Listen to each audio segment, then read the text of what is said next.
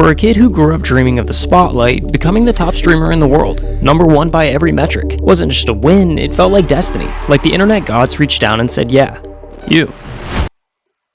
Ludwig broke records, reinvented formats, and for a moment, it felt like he was untouchable. Thank you for this award. In just 30 days, he became the internet's golden boy, stacking 30 what? achievement upon achievement, building an empire that seemed destined to rise forever.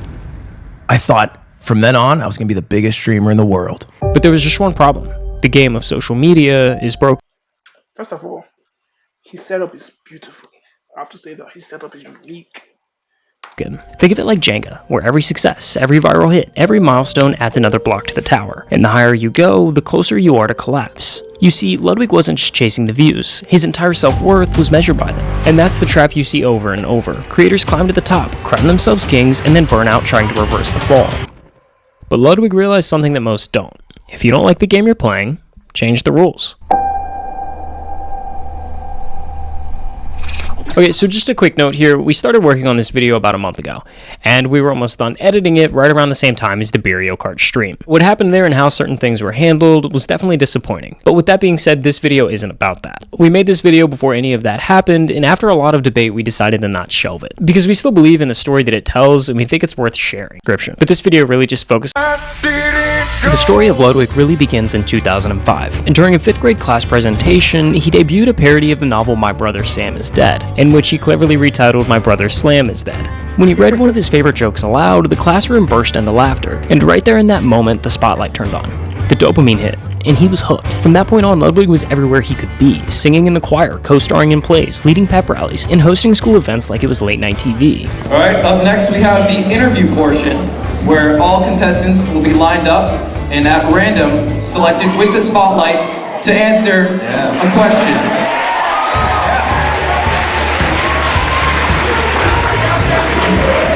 Hey Ben, how's it going? Good. Ben, I'm gonna throw you one tonight. Just hope it doesn't go south. What is your favorite website? We are in school, right? Shouldn't start with a P. As video sharing platforms gained momentum, Ludwig brought his passion online. He launched a YouTube channel under the alias The Zany Sidekick, experimenting with Call of Duty gameplay and commentary. Let's get a little revenge. Suck it, Max. You just got owned. When Vine exploded in popularity in 2013, he quickly adapted, crafting 7-second skits that perfectly showcased his sharp wit and impeccable comedic timing. Straight out of a stripper's butt crack. After high school, Ludwig left New Hampshire behind and headed west to Arizona State University. It was a new state with new faces, but the mindset stayed the same. Try everything.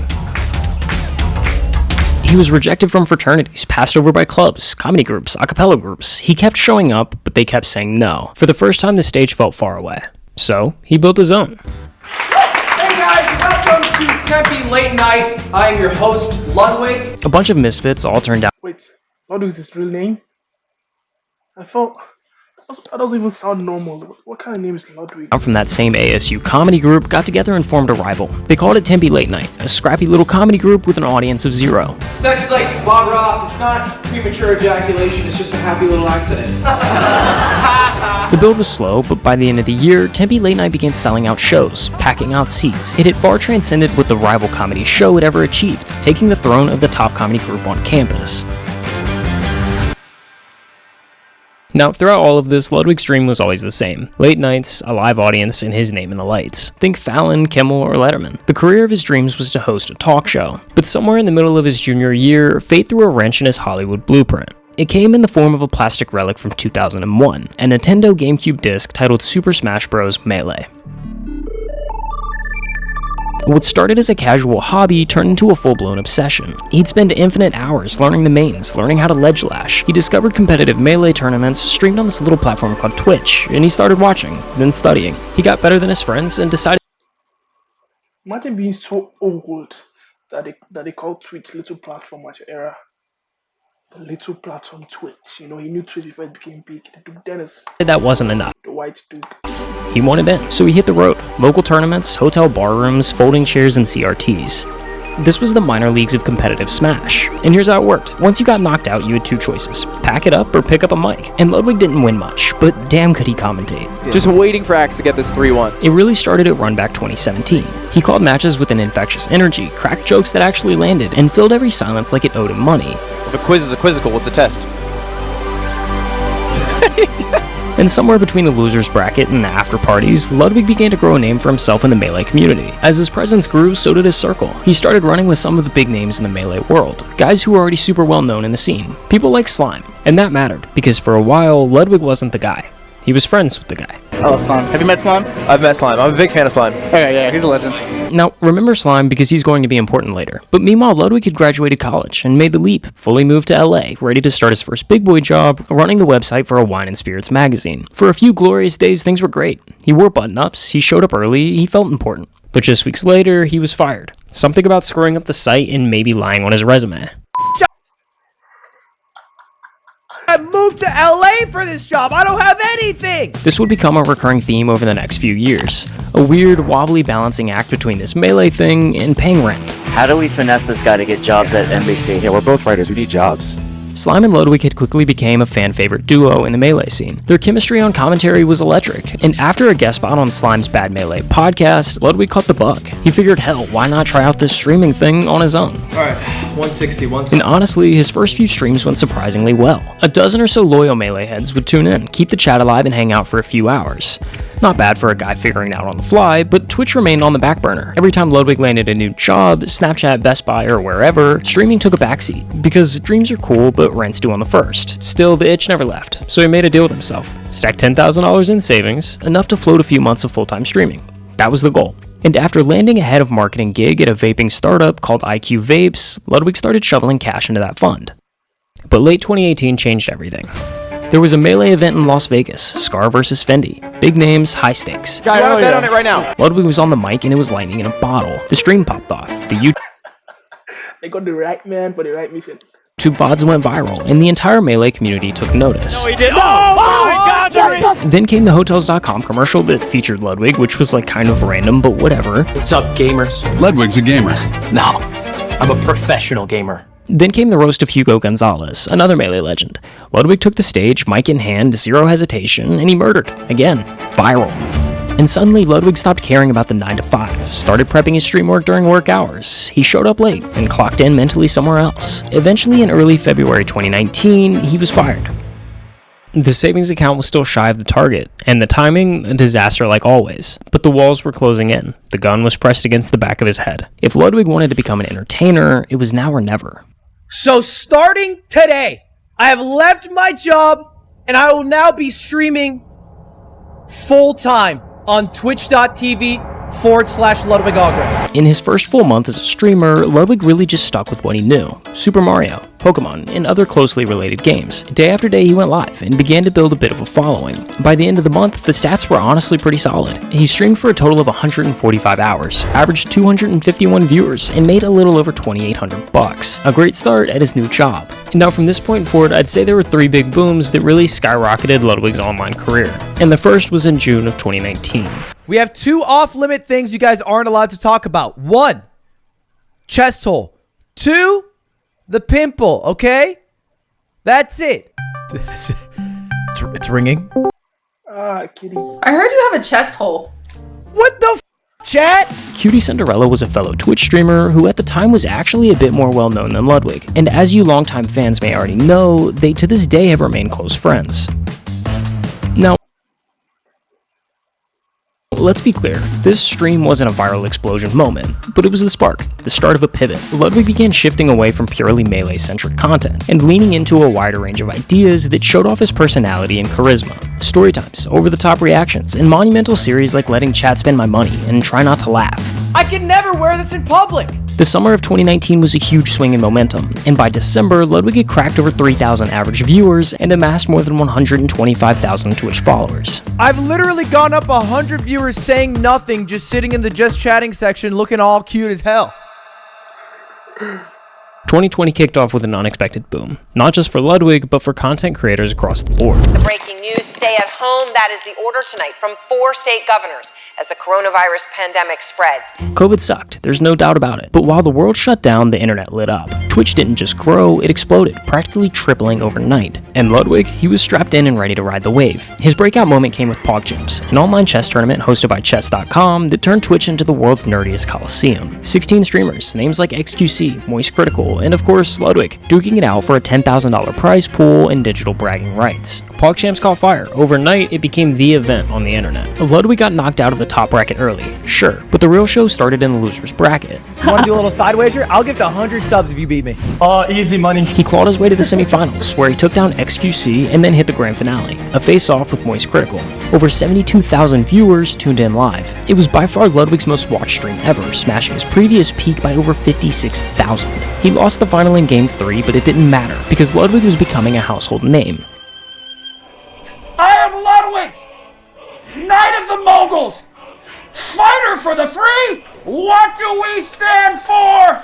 Love, life, and subscribing to my YouTube channel at youtube.com/LudwigAudrey. From there, he latched on to breakout trends like Among Us, kept the content flowing with Cutie Cinderella, and started rolling out new segments, an original series that turned his channel into a goldmine of viral moments and inside jokes. Every week, there was something new, something shareable, memeable, unforgettable. Yeah, shirtless 10-year-old in my room. Woo! But it wasn't just the content, it was the grind. From July through December, Ludwig streamed like a machine. Out of the 183 days, he was live for 175.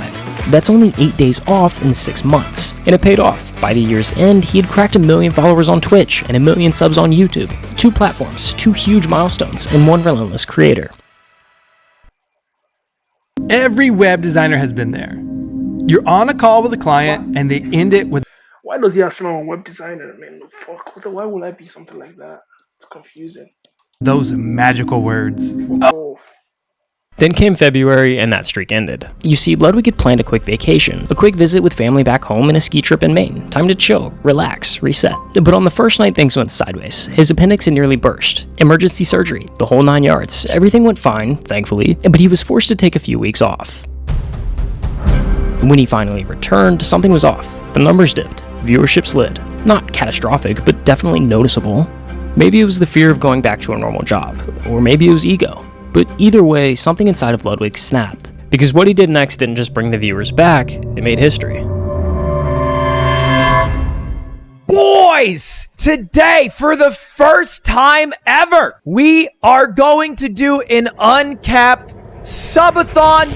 So for those of you not familiar with Twitch or streaming in general, a subathon is a special kind of marathon live stream on Twitch, where the length of the stream increases every time someone subscribes to the channel. On Twitch, a subscription, or sub, is a paid monthly support tier, generally costing about $5, but it gives viewers perks like ad-free viewing, exclusive emotes, and badges, plus it directly supports the streamer financially. Now, typically streamers put a cap on their subathon, meaning no matter how many subs roll in, the stream ends at a set time. But Ludwig, he didn't bother with the cap. His stream would keep going for as long as chat kept feeding the timer. Here's how it worked. Every new sub added 30 seconds to the stream, and when he first hit go live, the clock was set at 30 minutes. That's it, half an hour. Just a few minutes later, the timer had already climbed to 2 hours, 12 minutes, and 35 seconds. Quick math for you, that translates to 193 subs and roughly $965 in just minutes. For the next 31 days, Ludwig lived on camera. Every moment, every mundane detail of his life was shared with tens of thousands. Next 31 days, Ludwig lived on camera. Every moment, every mundane detail of his life was shared with tens of thousands of viewers. He gamed, he cooked, he worked out, he showered in shorts, thank God, and he slept.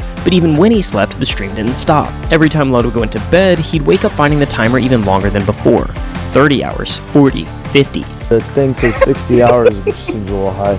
By day 10, Ludwig wasn't just streaming. He was dominating the internet, the most watched man on Twitch, and all he was doing was living his life. After 2 weeks, the subathon had outgrown its humble beginnings, and with no end in sight, Ludwig and the team decided to cut the time added per sub in half, from 20 seconds down to just 10. And yet, the timer would not die. Even when Ludwig stepped away, leaving the stream in the hands of his friend Slime, the audience only grew. Slime hosted chaotic trucking simulators in full Bass Pro cosplay. The boys ripped for hours, and it was so stupidly fun that viewers were more hooked than ever. By early April, Ludwig's subathon had crossed into uncharted territories.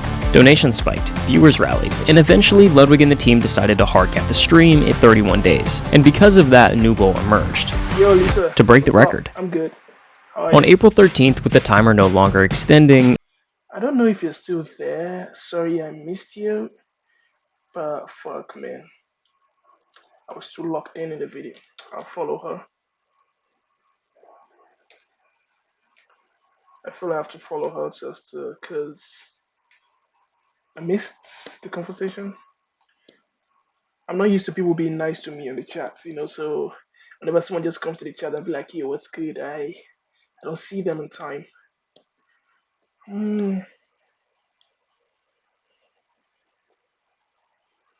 Let me message her. Let me be like, yo. Nah, just that whispers. Alright then. Let me get my phone closer. The chat is here. So I don't miss any more conversations,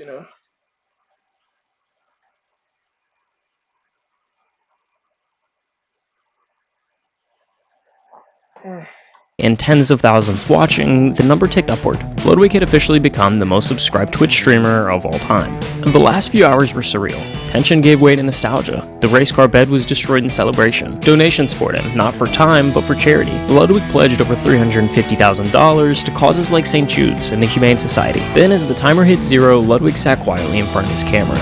No grand finale, no gimmicks. Just a salute and a screen fading to black for the first time in a month. The subathon pulled over 283,034 active subscribers, generated millions of hours watched, and launched a new format that many would imitate, but few would ever match. It was a once-in-a-lifetime moment, and Ludwig knew it. The thing no one tells you about blowing up online is what comes next. Everyone's ready for the rise, the subscribers, the headlines, the attention, all focused in one direction: you. In the content world, most creators only get one act. You blow up, you ride the high, and eventually you fade. It's nothing personal, it's just the nature of the game. Here's what happened. The subathon ended, and I got 283,000 subs. I was the most sub streamer, bunch of media attention around it. I had the highest viewers I've ever had, 200,000 people watching live at one moment. The most subs anyone's ever had. 200K. Whatever. I was like, dope. I cried from joy. And obviously, like, for that month, I was like the biggest Twitch streamer. And I thought after that, I was like, I made it. Red carpet, all right, paparazzi. I thought from then on, I was gonna be the biggest streamer in the world. And I wasn't. I fell off drastically, like crashed down to almost less. It's quite terrifying how quick people fall off. Than I had before I even did the subathon. I had the biggest fall off anyone's ever had, in fact, on Twitch. I went from 280,000 subs to 0, which no one's ever done. But Ludwig wasn't interested in being another character in that game. Instead, he decided to take the controller and make his own. Post-subathon, there was also a moment where your Twitch contract ends. Yeah, the subathon had kind of wrapped up and the contract was ending, and I started to talk to Twitch, and we chatted. It didn't feel like Twitch wanted me as much as I thought maybe they should. Maybe self-righteously, I thought like they should want me. I'm the most subbed guy. And I started to rethink if I wanted to be on Twitch. I would still have viewers if I was bald. No, you would not. Yeah, people like me because I'm witty and I'm bilingual. Yeah, so am I. No, you're not. Yes, I am. Oh yeah? What language you speak? American Sign Language. Prove it. Thank you. Everyone knows that. Cat. That was kind of impressive. Father. You know what poop is? The fuck is Huh. It's pretty much the same one. Yeah, it's just like a different color. Yeah. Just want to take that home? Let's go. Yeah.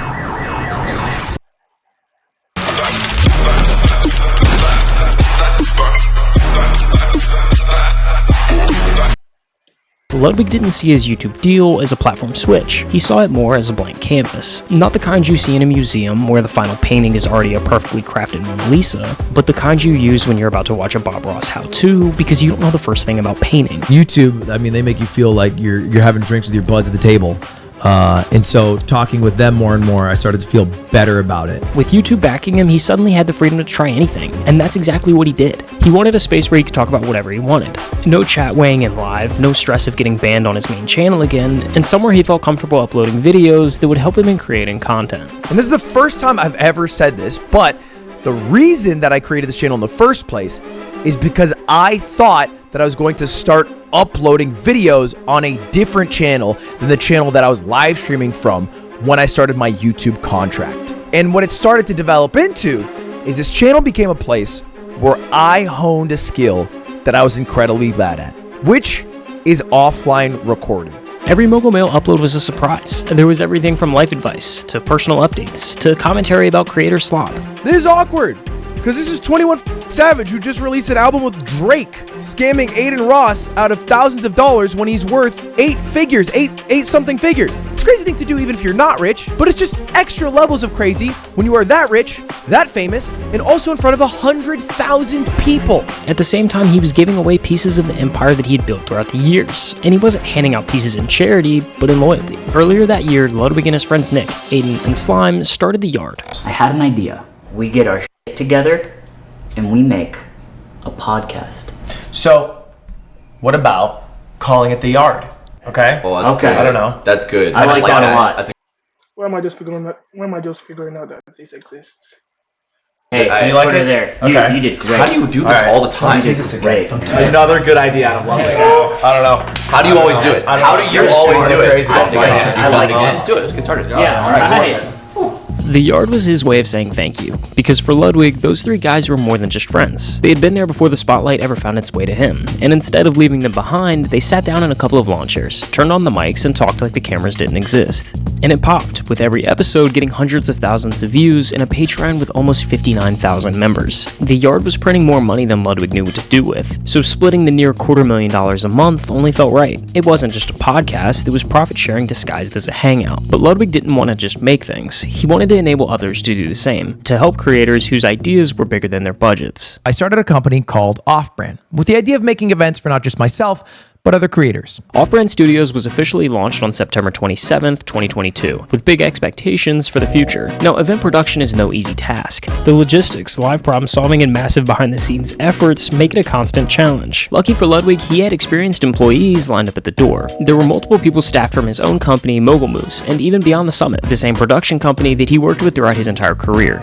Now, for those of you who don't know, Beyond the Summit was a production company that played a huge role in shaping the culture of esports. They held events for games like Dota 2, CSGO, Rocket League, and of course, both of the Super Smash titles. It was known as a community-driven company that cared equally about the fans and the players, but with the esports community taking a tumble, they were eventually forced to shut down in early 2023. But Off-Brand wasn't trying to be Beyond the Summit. Its goal wasn't to just host gaming tournaments, it was to challenge the norms of live streaming. For example, XQC's gaming show Juiced. Juiced was a game show where contestants would compete in games of wit and athleticism to win the final prize, which was basically to not get juiced. It wasn't a brand new idea, but for streaming, it was. And sure, the actual event was a little scuffed at the beginning, but for it being Off-Brand's first one, it was considered a success. Riding the success of Off-Brand, Ludwig's mindset was to do one thing: take streaming to places that couldn't even be imagined. What's chess boxing? The coolest sport ever, dude. What? It is one round of chess, and then you switch for one round of boxing. And you alternate until somebody wins by checkmate or knockout. The internet was split. One half eager with So basically, if I lose, if you piss me off, I'll kill you. anticipation, and the other laughing. But both sides ended up tuning in, with the stream getting 315,000 peak viewers, close to a full 100k more than his month-long subathon. The thought of the event was so far-fetched that it shouldn't have worked, and depending on how you look at it, it didn't. The chess boxing event lost close to $150,000 of Ludwig's own money, but it wasn't about profit, it was about what was possible, and that same thought process persisted through every event. This was the coolest event I've ever been able to do, and I hope it was worth your time. From the Streamer Games, a multi-day competition that felt as if the Olympics had a YouTube channel. We won Ludwig Streamer Games, okay? Everyone's gonna call it rigged. It's not rigged. To the Creator Dodgeball Tournament, it became evidently clear that everything Ludwig did had to be one thing: different. Is that Kaide? Was Kaide there?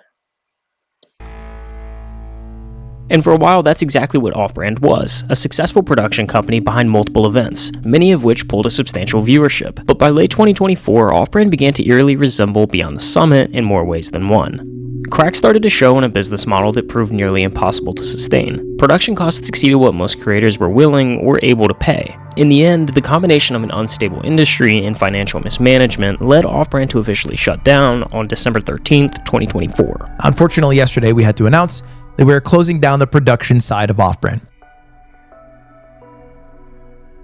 That's sad.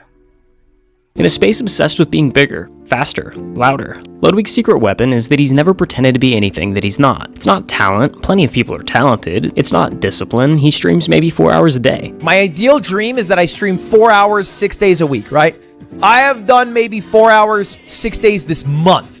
Okay? And the month is damn near over. It's not luck. He's made his fair share of mistakes. What makes him stick out among a crowd is how little he hides. How he not only shares his wins, but also his losses. He made the Yard's Patreon numbers public, helped creators' ideas come to life, and paved the way for others to follow. At the same time, he's admitted to hating his second channel, Mogul Mail. I don't like talking about these things. It's not like a big mood lifter for my day. In addition to not wanting to make stuff that I don't think is good, making stuff that is incredibly heavy has made it harder. When his company Off-Brand eventually was forced to close its production branch, he didn't shy away about why. So the issue was less that events don't make money, but more so that the appetite from creators for events of... I just realized something stupid. His skin tone looks different on my screen compared to my phone. Like, do you guys see? I don't know if you can see. It looks more saturated on the phone. It looks more yellow. While on the screen, it looks less saturated, more ashy. That scale at the cadence it would need to be would not allow people to be employed full-time. He's been brutally honest about his fears of parasocial relationships with his fans. You shouldn't form a relationship with me. At the end of the day, I'm entertainment. If I stop entertaining, you stop watching. That's it. A lot of creators lean into parasocial relationships, acting like the chat is just one of the boys, and if they ever met in real life, that they would be the best of friends. But in actuality, none of your content creators, your favorite ones, including me, are your friends. He pushed the narrative that you don't really know your favorite creator, and that's okay. Yeah, I feel like even coming on this show could promote social relationships if I'm being too real. Yeah. And then they're like, damn, Ludwig's so real, I actually like him now. And then they give me their money. And they're like, I love you, and then they're in my DMs, Dr. K. Even on stream, he isn't playing up an online character. Some days he shows up with no plan, no prepped content, no setup bits that have to be executed at a certain time. He'll play a random game, react to other creators' videos, or ask chat what they want to do. Now, don't get me wrong, sometimes it can be less than thrilling. Other times it can be hilariously entertaining, but it's always authentic. Because unlike so many creators obsessed with maintaining the illusion of control, Ludwig seems fine admitting that he doesn't always know what the hell he's doing. So how are you finding fulfillment in other areas of your life then? You said your girlfriend, you said your job, helping out other people. Let's get down to like some specifics of what you've seen make a measurable difference on your happiness. Seeing everybody at the office gives me a lot of joy, and making a cool show and then doing the picture at the end where we all group up. I've become an old man in some ways. Like the things that make me the most happy in my day-to-day outside of like personal relationships is like getting a coffee, walking and going to watch the sunset. I think that I find peace in those things. Yeah, he's burnt out. I feel it's almost like, imagine Goku going Super Saiyan and then burning everything out, then falling off. Kaioken. At the end of the day, if anything bad happens in life, someone else had it worse. And I think that you can just look at the positives. If I believe that I'll fall off and everyone will fall off, then why have ego in viewership? Why not just ride it out as best you can for however long the ride lasts? Okay, so you're just assuming that things are going to fall apart at some point. Mm-hmm. But it also sounds like falling apart doesn't really sound like falling apart. Like things will end, but there's like a connotation with falling apart that you don't really lean into too much. Yeah, I mean, like, I don't know how it'll end. It could end very gracefully and beautifully. It could also be my terabyte hard drive of me saying slurs that gets leaked. Whatever it is. I'm trying to do something. Something's wrong. Is it my brightness? Less gracefully. But I think either results, it would work out. W Lord, man. W Lord.